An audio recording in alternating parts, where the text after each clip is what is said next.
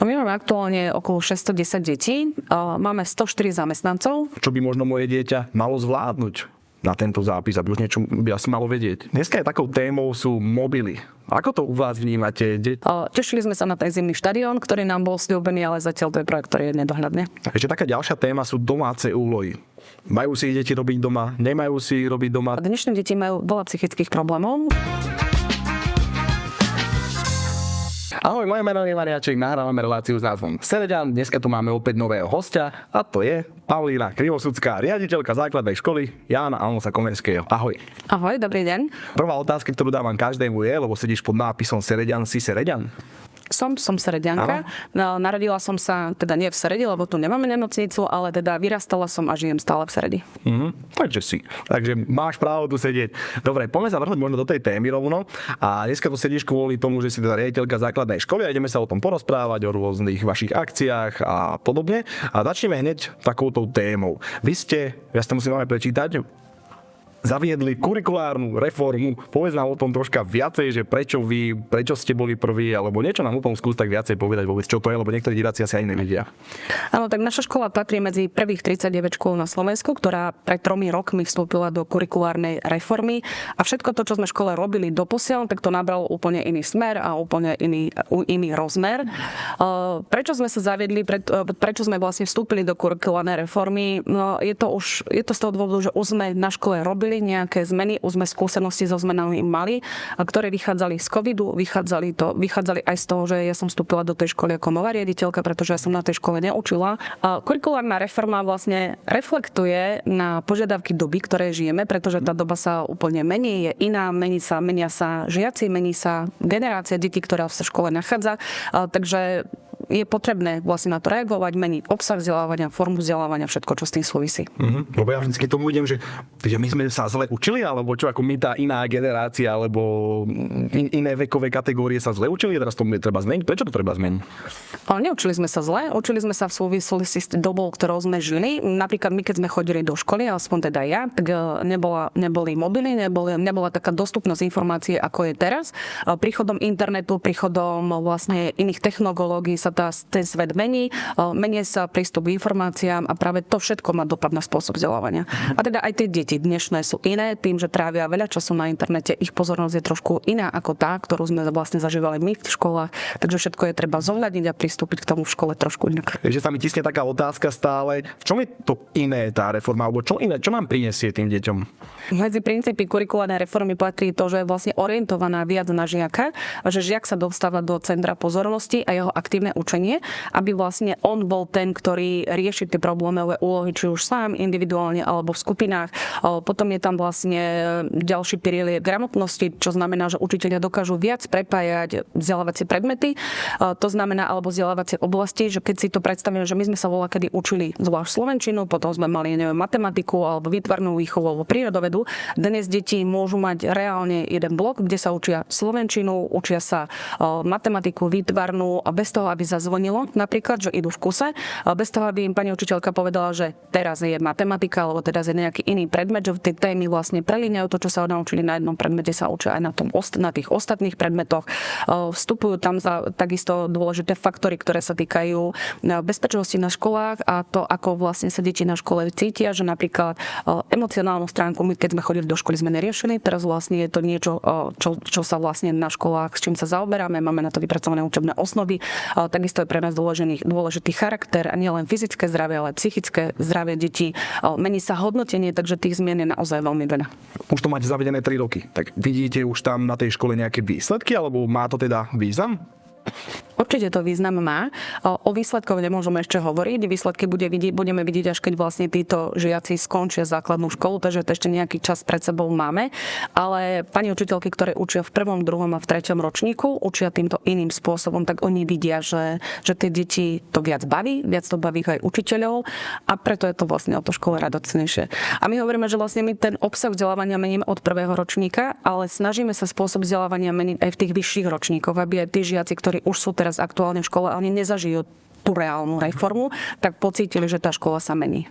Čiže s tými mladšími žiakmi to už pôjde proste celý čas, čo sú v škole. Áno, a čo sa týka tých výsledkov, tak tie prvé výsledky možno budeme vidieť také čiastočné naozaj teraz, lebo nás čaká testovanie žiakov 3. ročníka, ktoré zastrešuje štát, teda zastrešuje NIVAM a uvidíme teda, ako tí naši žiaci v ňom obstoja.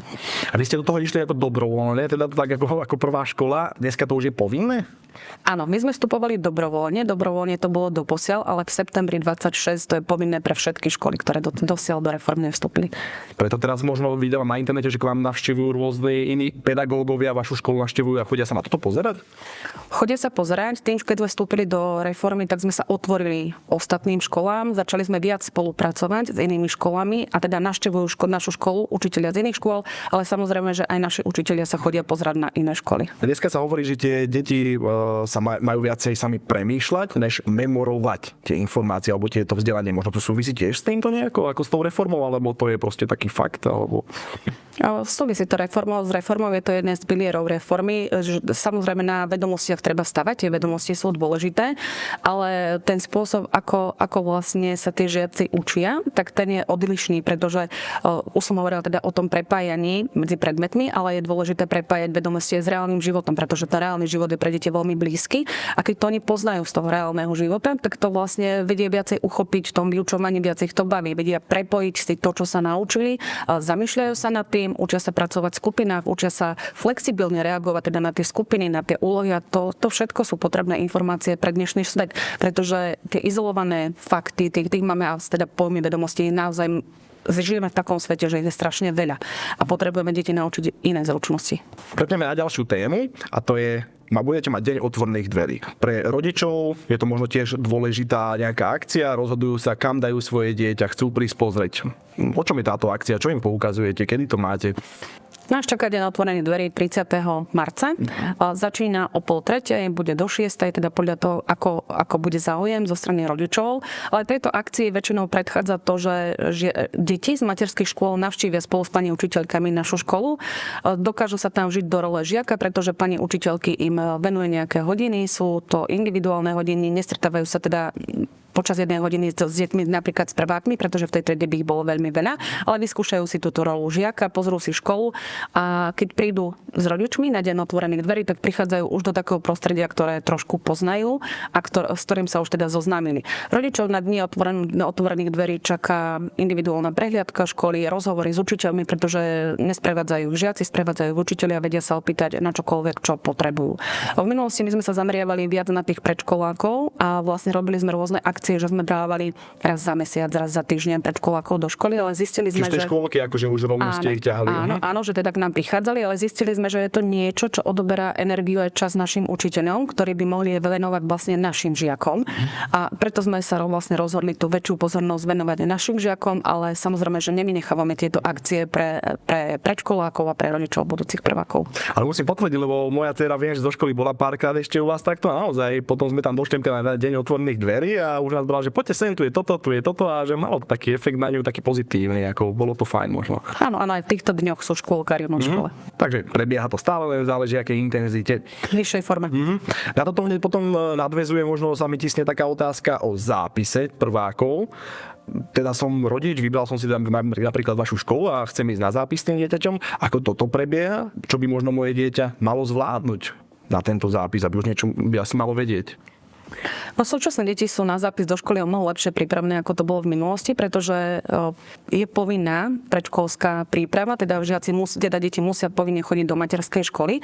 A z našej stránky je veľmi dôležité, aby deti boli emocionálne a sociálne pripravení, alebo teda vyzretí na tú školu. Pretože oni už v materskej škole sa učia počítať počítať do 10, poznajú niektoré písmená, neučia sa ich síce písať, neučia sa písať číslice, toto sa učia v školách, takže tieto vedomosti nepotrebujú, ale základné vedomosti z tej materskej školy majú, ale naozaj je veľmi dôležité, aby bolo dieťa emočne vyzreté, aby dokázalo stráviť ten čas bez rodičov, aby sa dokázalo adaptovať na nové prostredie, nových spolužiakov a nových kolegov. Ale to, či je to dieťa pripravené na školu, to už vedia odhaliť pani učiteľky v materskej škole, ale takisto aj my na zápise. Ten zápis u nás ale trvá 30 minút. Nie vždy sa nám to podarí, ale ak niečo nájdeme, tak vlastne vieme upozorniť rodičov, že je potrebné navštíviť odborníkov, ktorí rozhodnú, či dieťa je vhodné, aby sa zapísali do školy alebo nie. Ako vyzerá vyzerajú prvé dni prváčikov, keď prídu zo škôlky k vám?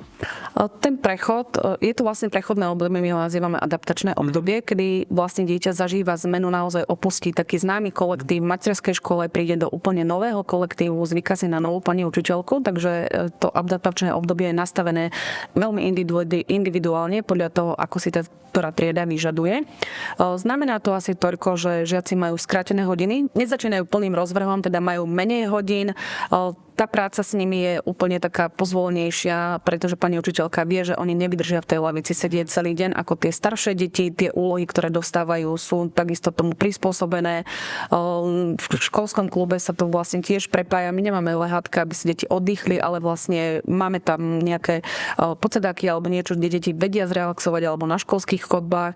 Takže naozaj je to veľmi, veľmi individuálne, pretože každá trieda sa trošku inak adaptuje na podmienky školy. Rodičov väčšinou zaujíma aj taká informácia, aké máte zázemie. Sú to jedna vec učebne, ale potom možno ďalej nejaké telocvične, ihriska, zimný štadión sme počuli, že budete mať a podobne. No toto je niečo, čo nám zavidia práve učitelia z iných škôl, ktorí prichádzajú k nám do areálu a teda my naozaj sídlime v 4 budovách a máme veľmi dobré odborné učebne vybavené, ale teda aj priestorovo sme na tom dobre.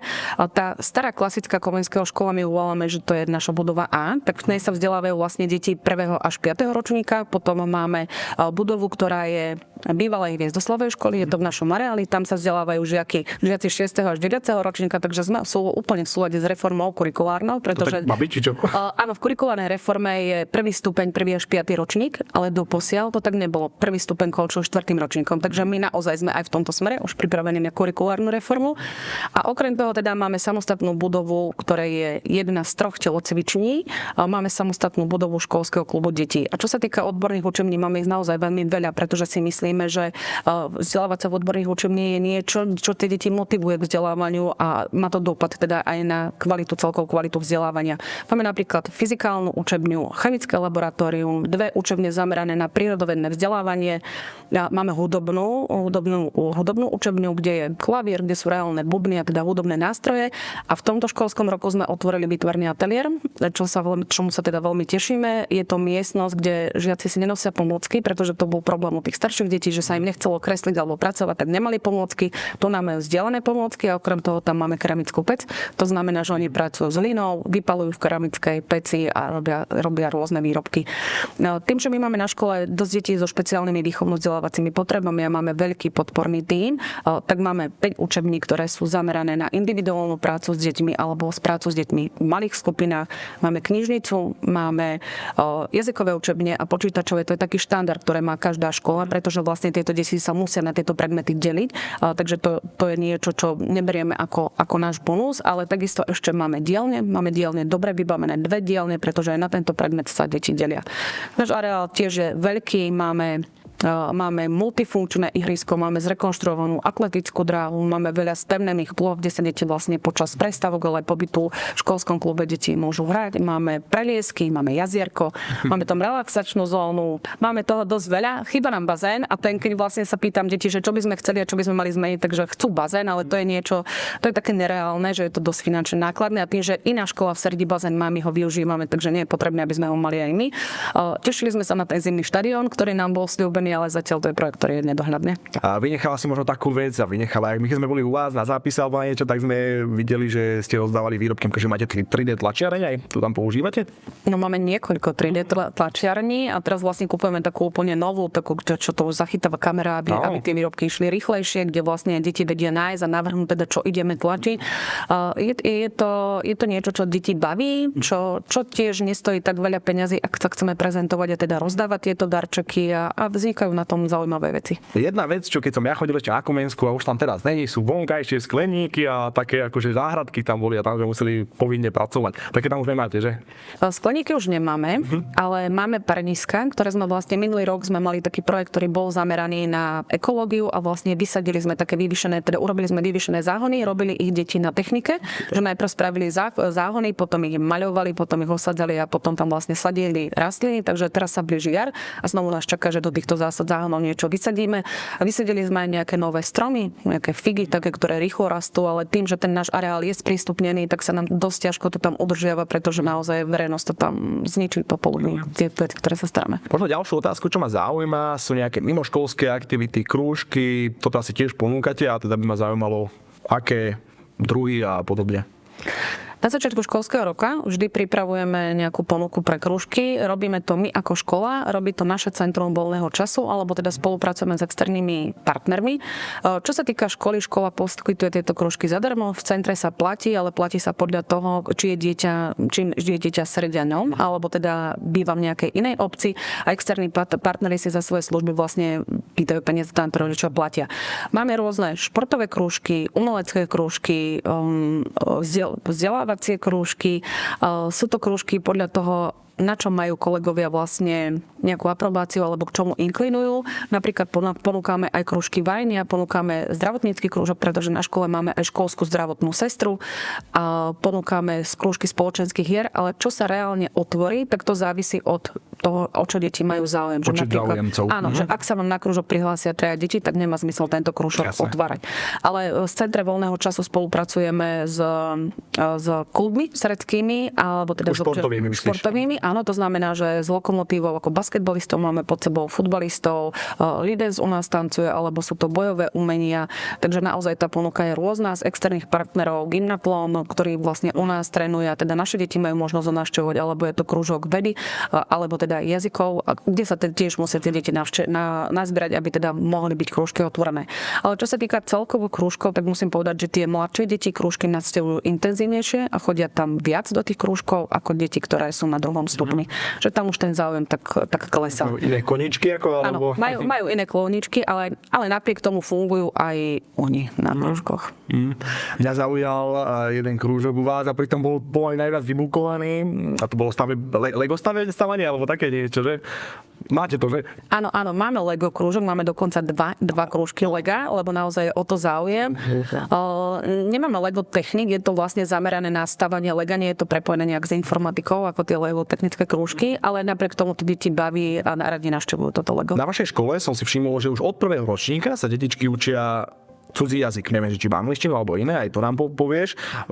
Prečo ste takto pristúpili k tomu? Je to dobré? Je to vhodné? Určite áno. My žijeme v globálnom svete, kde je veľmi potrebné, aby sme vedeli aspoň jeden cudzí jazyk. Ja to vnímam sama na sebe, že toto je nevýhodná možno našej generácie, alebo teda tých starších ľudí, že neovládame tak dobre teda nejaký jazyk, alebo anglický jazyk. A práve preto je to niečo, čo my bereme ako samozrejmosť a zaviedli sme to už od prvého ročníka, že nerozdeľujeme, že deti na šikovné a menej šikovné, že teda niekto bude mať rozšírené vyučovanie anglického jazyka, ale bereme to ako súčasť tejto doby a teda prioritu tejto doby, preto všetky deti majú anglický jazyk, majú ho v časovej dotácii 2 hodiny týždenne od prvého ročníka, potom tá časová dotácia stúpa, niektoré triedy na druhom stupni majú dokonca 4 hodiny anglického jazyka, takže naozaj sa téme jazykov veľa venujeme. Veľmi často sa stáva, že aj v tých mladších ročníkoch prídu učitelia anglického jazyka napríklad na matematiku a ten vyučujúci matematiky, on s deťmi rieši tú matematickú stránku, ale ten učiteľ anglického jazyka do toho vstupuje svojou vlastne takouto slovou vložkou, že on rozpráva na deti po anglicky, učí ich slovnú zásobu daného predmetu, v ktorom sú. Takže je to niečo možno ako metóda CLIL, alebo niečo ako keby bilingválne vzdelávanie, len to neučí jeden učiteľ, ale teda je tam viacej tých ľudí. Neprezentujeme sa tak, lebo podľa mňa to je naozaj niečo, čo je už nevyhnutné v tejto dobe a bereme to ako samozrejmosť a keď potom vlastne školy prídu s tým, že oni majú rozšírené vyučovanie jazyka, tak sa potom na tým pozastavíme, že to u nás to je už taký štandard. Ja viem, dobre, u vás áno, ale je to na všetkých základných školách štandard mať od prvého ročníka cudzí jazyk? Nie, lebo predtým, ako vlastne sa školy vstúpili do reformy, tak sa anglický jazyk, alebo teda cudzí jazyk zavádzal od 3. ročníka. Na niektorých teda od 3. ročníka, alebo niekde to bolo ešte neskôr, až na 2. stupni. A teraz, keď vlastne vstupujú do reformy, tak už, ale má to väčšina škôl už teraz, že sa snažia. Nemajú možno všetky triedy, ktoré sa týmto spôsobom učia, ale tak veľa škôl začína s anglickým jazykom už nižšie. Dneska je takou témou sú mobily. Ako to u vás vnímate? Deti môžu ich nosiť do školy? Ako to u vás funguje? Uvedomujeme si to, že tie mobily sú každodennou súčasťou detí, ale my sme ich mali skôr regulované, ako ich začal regulovať štát. Aktuálne to prebieha tak, že od 6. ročníka my máme v triedách skrinky. Deti na začiatku vyučovania odložia tie mobily, keď odchádzajú zo školy, tak ich mobily si vezmú. To znamená, že nemôžu ich používať bežne počas dňa, ale ak učiteľ usúdi a že na vyučovanie ich potrebujú, tak ich vlastne používať môžu. Nie je to vlastne často, pretože máme tablety, máme počítače a teda vedia využiť inú techniku, ale môžu pracovať aj s mobilmi a vtedy je to kontrolované. Je to aspoň chvíľku ten čas, kedy nie sú deti na sociálnych sieťach, nie sú vlastne v interakcii s nejakými inými žiakmi, ale reálne sa rozprávajú s reálnymi kamarátmi. Ešte taká ďalšia téma sú domáce úlohy. Majú si ich deti robiť doma, nemajú si ich robiť doma, dávate im ich, nedávate im ich, lebo už počúvam všeličo z každej strany. No, je to individuálne, závisí to samozrejme od predmetu a od toho, v ktorom ročníku sa to dieťa nachádza, lebo ak sa učí písať, tak len ten tvar písma si neosvojí v škole, trošku si musí precvičovať tú ruku aj tvar písma aj doma. Takisto, keď sa učíte anglické slovíčka, tak vy si ich nezapamätáte len to, že ich učiteľ na hodine raz povie, to znamená, že doma si ich musíte nejak zopakovať a tú stratégiu, ktorú si vy doma zvolíte, tak to už je na tom, ako ste vlastne zručne, či si to memorujete, alebo či spíšete tie slovíčka, alebo teda nejakým spôsobom. Nedostávajú všetci rovnako, pretože sa vám môže v triede stať, že deti pracujú na nejakých úlohách a takmer celá trieda stihne tú úlohu v škole, ale môže sa stať, že 2, 3, 4 deti tú úlohu nestihnú a oni si ju vlastne dokončia doma. Takže je to naozaj veľmi individuálne, ale my sa snažíme to gro tej práce, aby deti spravili školu, aby si to neprenášali doma, aby domáce to prostredie bolo zaťažené len minimálne, pretože my to vieme ako dospelí, keď prídeme domov z práce, tak chceme tiež mať pokoj od práce, takže rovnako to vnímame aj pri deťoch. Ako funguje školský klub? To je vlastne po vyučovaní, keď to dobre chápem. Áno, u nás na škole funguje trošku inak ako niekde inde, lebo tým, že vlastne sme v reforme, tak sme začali aj s reformou v školskom klube a veľmi sa ho snažíme prepájať so školou. Napríklad v tomto roku sme zaviedli našim prvákom obedovú prestávku, pretože naša škola má aj jedáleň, na ktorú som vlastne zabudla. A teda naozaj ona stravuje veľmi veľa strávnikov a nie je možné to odstravovať naraz, takže prváci dostali obedovú prestávku po 4. hodine, kde ich pani vychovávateľka bere na obed a potom sa vracajú spolu s pani vychovávateľkou a s pani učiteľkou na 5. hodinu, kde sú vlastne obidve a majú buď nejakú výtvarnú alebo slovenčinu alebo teda nejaký predmet a v tej téme, ktorej sa oni v ten deň vzdelávajú, plynule pani vychovávateľka alebo pán vychovávateľ prechádzajú počas celého pobytu detí v školskom klube. Takže naozaj sa snažíme školský klub prepojiť a to, čo sa deti učia do obeda v škole, aby sa teda učili inou formou aj popoludní. Ešte s tým školským klubom niektorí rodičia pracujú skoro ráno. Pokiaľ viem, aj ráno môžeme do toho klubu priniesť deti? Áno, aj ráno je otvorený. My máme vlastne otvorené od 6:30, kedy sme boli otvorení od 6, ale ten záujem rodičom nebol taký veľký, ale teda od 6:30 už sú deti v školskom klube. Tam neprebieha nejaká taká veľká aktivita, tam je to naozaj o tom, že tie deti si vyplnia ten čas, kým začne vyučovanie. Hej. Povedala si, že školská jedáleň, veľmi veľa strávnikov. Koľko vlastne vy máte detí, alebo možno aj deti ma zaujíma a potom aj s personálom, že aký veľký kolos vy ste? No my máme aktuálne okolo 610 detí, máme 104 zamestnancov, čo je teda naozaj... že to už je ani nie, že menšia firma, to už je väčšia firma. To už je väčšia firma, áno, naozaj, že je nás dosť veľa. Okolo 70 je pedagogických zamestnancov, potom máme nepedagogických zamestnancov. Tí, ktorí našu školu poznajú, vedia, že my máme vlastne napríklad aj recepčné v školách. Sú to naozaj ľudia, ktorí dohliadajú na bezpečnosť detí, pretože toto je problematika, na ktorú sa veľmi orientujeme a veľmi vlastne nám na tom záleží. Všetky naše vstupy sú uzamknuté, sú vlastne na elektrovarátnikov a tieto recepčné ich kontrolujú, kto do tej budovy vstupuje a kto sa v tom našom areáli pohybuje. Som sa dočítal, že ste získali taký titul Aktívna škola. Čo to je? Malo by to podporovať viac pohybu u detí, alebo... Aktívna škola bol projekt, ktoré rozbehlo ministerstvo školstva asi 2 roky dozadu. Vtedy to bolo také aktívnejšie. Naozaj sme boli medzi prvými školami, ktorá teda úplne prvá na Slovensku, ktorá tento titul získala. Bol na škole vlastne aj pán minister, ktorý nám vlastne tento titul odovzdal. Dávame veľký dôraz na pohyb. Uvedomuje sa, že nielen pre deti, ale pre dospelých je pohyb veľmi dôležitý. Či to je už pre fyzické zdravie alebo psychické zdravie a na to, aby sme sa dokázali v dospelosti hýbať, my musíme mať nejaké návyky alebo teda nejaký vzťah k tomu športu. A práve preto sme my vlastne posilnili 3 hodiny telesnej od 1. po 6. ročník, čo bežne na školách nebýva, že štandardom sú 2 hodiny, teda my máme 3 hodiny telesnej. Na tom 2. stupni nevieme to urobiť, pretože v našich priestoroch je v podnájme cirkevná škola a vlastne my musíme odstúpiť telocvičňu podľa teda tej zmluvy, ktorú s cirkevnou máme a tým pádom tie staršie deti nemôžu mať vlastne 3 hodiny telesnej, ale snažíme sa to kompenzovať tak, že oni majú plavecký výcvik, že chodia plávať na Fandliho školu, robíme pre nich cyklistiku, robíme pre deviatakov napríklad turistický výcvik, lyžiarsky výcvik, takže naozaj je toho veľa tých športových aktivít, ktoré tieto deti majú. Snažíme sa mať aktívne prestávky, čo znamená, že trávime ich na školskom dvore.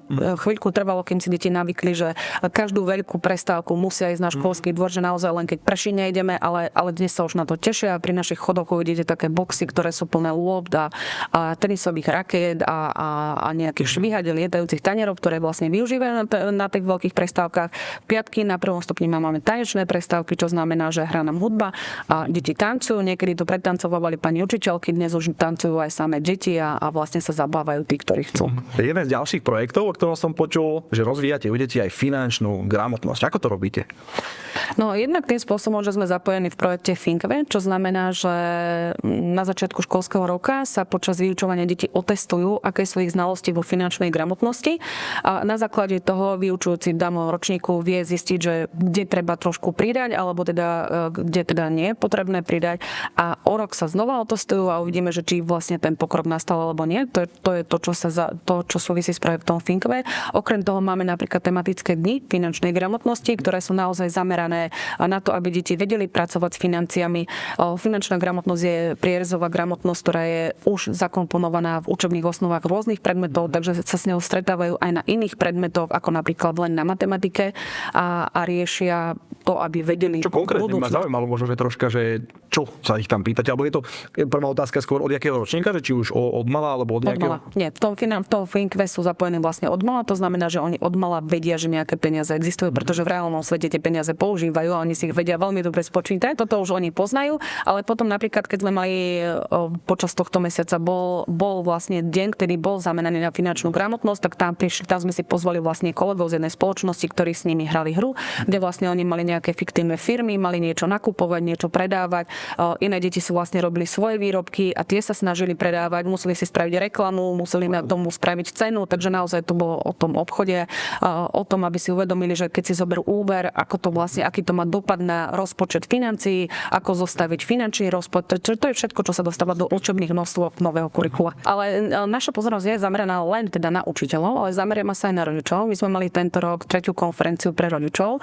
To by som ale povedala, že ma veľmi mrzí to, že tá účasť bola stále nízka, hoci nikto nás neučil, že ako byť dobrým rodičom, ako vychovávať deti v nejakom období a práve my toto vnímame, že v každom tom období má dieťa nejaký problém a je potrebné s tým trošku pracovať. A dnešné deti majú veľa psychických problémov z toho dôvodu, že všetci sme vyťažení, všetci chodíme do práce, naozaj tie deti sú na mobiloch, o to sa odráža na ich psychickom zdraví a tak ďalej.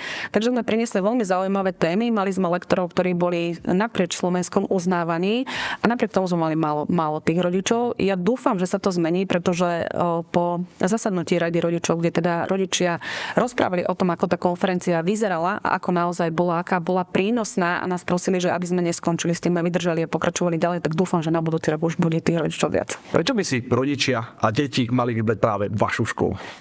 Každá škola má niečo dobré, každá škola je v niečom lepšia ako tá ostatná. Zase niekomu sa niečo páči na jednej škole, to, čo sa inému na tej škole páčiť nebude, že naozaj je to taká ťažká otázka, ale ja si myslím, že taký slogan našich učiteľov je, že robíme všetko preto, aby sa mali deti dobre, že často s ním súhlasím a že je to naozaj pravda, že sa snažíme pre tie deti robiť naozaj veľa. A dnes, keď rodičia sa rozhodujú o tom, že ktorú školu vybrať, tak možno je dobré pozrieť si tie stránky PVV škôl, kde naozaj uvidia, že čo tá škola reálne robí. Nie je to len o tom, že na tú školu chce ísť kamarát môjho dieťaťa, dám ho tam, ale naozaj z tých fotiek, videí alebo to, ako sa tá škola prezentuje, vidíte, že nerobí to len cieľene pred zápisom, robí to celý čas a vidíte z tých fotiek, ako sa tvoria deti, ako sa tvoria učitelia, ako naozaj to reálne v tej škole vyzerá. Takže si myslím, že sme moderná škola, ktorá má už za sebou nejakú históriu. Sme škola, ktorá sa snaží rešpektovať a spolupracovať a naozaj rozvíjať každé jedno dieťa. Tá reforma má aj nejaký vplyv na známkovanie žiakov? U nás určite áno, pretože sme prehodnotili známkovanie a od 1. po 3. ročník máme iba slovné známkovanie, to znamená, že deti nedostanú známku. Ten 4. 5. ročník bude taký prechodný, budú mať kombinované hodnotenie, kde budú mať už predmety známkované známkou, ale takisto predmety, ktoré budú mať hodnotené slovne. A čomu to pomôže? Alebo prečo to je lepšie? Alebo neviem, že...